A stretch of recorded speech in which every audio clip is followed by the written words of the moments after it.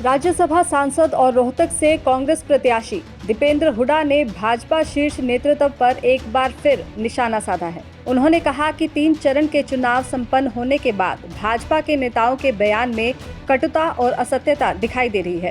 कारण साफ है कि इन 3 चरण के चुनाव के बाद भाजपा नेताओं को ये लगने लगा है कि परिणाम उनकी आशा के अनुरूप नहीं आ रहे हैं। यही वजह है कि अब उनके बयान कटुता और असत्यता की ओर जा रहे हैं। दीपेंद्र हुड्डा ने रोहतक सीट भारी मार्जिन से और प्रदेश की सभी 10 सीटें गठबंधन को मिलने की बात कही है। दीपेंद्र हुड्डा बादली हलके के चुनावी दौरे के दौरान मीडिया के लोगों से बातचीत कर रहे थे। दुष्यंत चौटाला द्वारा प्रदेश सरकार के खिलाफ अविश्वास प्रस्ताव लाए जाने पर कांग्रेस का समर्थन बाहर से करने के बयान पर दीपेंद्र हुड्डा ने चुटकी ली। उन्होंने कहा कि जेजेपी को पूरे देश में विश्वासघाती पार्टी के रूप में देखा जा रहा है। यदि दुष्यंत चौटाला के बयान में थोड़ी बहुत भी सच्चाई है तो वह अविश्वास प्रस्ताव के लिए राज्यपाल महोदय को अपनी पार्टी की तरफ से लिख कर दें। लोगों का बहुत आशीर्वाद मिल रहा है। हमें पूरा विश्वास है कि रोहतक लोकसभा क्षेत्र से बड़े बहुमत से कांग्रेस पार्टी जीत की तरफ अग्रसर है और 10 की 10 सीट पर कांग्रेस का हमारा गठबंधन जीत की तरफ अग्रसर है।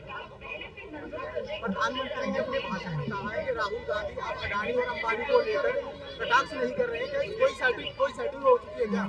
भाजपा के शीर्ष नेताओं की भाषा में प्रथम, द्वितीय और तृतीय चरण के मतदान के बाद जो कटुता और असत्य दिखाई दे रहा है, कहीं ना कहीं ऐसा दिखाई देता है कि शायद जो मतदान का रुझान चल रहा है देश में वो उनके आशा के हिसाब से नहीं चल रहा। उसमें उनके बातें कुछ निराशा लगी होगी, तभी उनकी भाषा में इतनी कटुता और असत्य दिखाई दे रहा है। 3 चरण के चुनाव के बाद अमित शाह ने 200 सीटों का दावा किया कि मोदी जी को 200 सीटें मिल रही है 3 चरण के चुनाव के बाद। वो तो दावा कुछ भी कर सकते हैं। मैं समझता हूँ दावे पे अब कुछ नहीं होगा। हरियाणा में बहुमत साबित करेगी क्या कांग्रेस पार्टी अगर सभी का साथ मिलता है तो क्या लगता है? हरियाणा में जिस प्रकार से 3 निर्दलीय विधायकों ने भाजपा से समर्थन वापस लेकर कांग्रेस पार्टी को समर्थन देने का काम किया है, मौजूदा भाजपा सरकार हरियाणा की अल्पमत में आ गई है। आपको याद होगा इन्होंने 48 विधायकों की लेटर गवर्नर को दी थी। उनमें ये 3 विधायक भी थे और 2 इनके विधायकों ने इस्तीफा दे दिया है, रणजीत चौटाला और मनोहर लाल जी, क्योंकि वो चुनाव लड़ रहे हैं।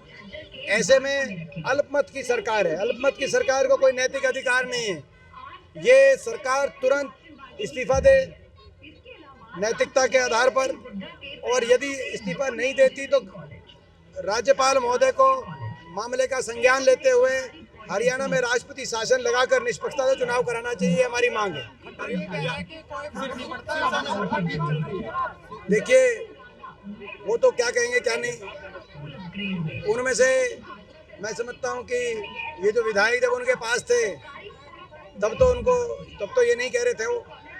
वो जो भी कहे वो एक अलग बात है। सिरसा में दिग्विजय चौटाला का विरोध किसानों ने किया है और वो कह रहे हैं कि कांग्रेस के लोगों को विरोध कर रहे हैं। उनकी पार्टी खत्म हो चुकी है, जनाधार समाप्त, ज़्यादा कुछ बचा नहीं है। जनाधार ज़्यादा कुछ उनका बचा नहीं है। लेकिन ये जरूर है कि जेजेपी पार्टी को लिखित में ये देना चाहिए राज्यपाल महोदय को, जो उन्होंने कल कहा वो लिखित में दें कि वो भाजपा के सरकार के समर्थन में नहीं है और वो भाजपा के अविश्वास का प्रस्ताव आएगा तो उसके समर्थन में है। ये लिखित में अपने सारे विधायकों के दस्तखत कराकर राज्यपाल महोदय को देना चाहिए, नहीं तो इन पे कौन विश्वास करेगा। इन्होंने तो ये तो विश्वासघाती पार्टी के नाम से ये प्रख्यात हो गए पूरे देश में। हर बात पे लेकर इन्होंने लोगों का विश्वास रखा नहीं, तो इसीलिए अब ये जो कह रहे हैं इसको सिद्ध करने के लिए राज्यपाल महोदय को लिखित में दें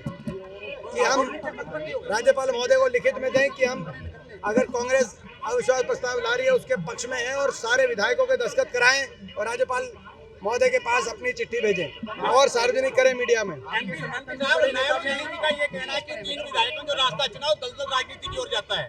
नायब सैनी जी का बयान आया कल। अभी क्या बताएं कौन सा रास्ता कहाँ जाता है, वो 5 तारीख की गिनती के बाद पता चलेगा। दैनिक सवेरा के लिए सुमित कुमार की रिपोर्ट।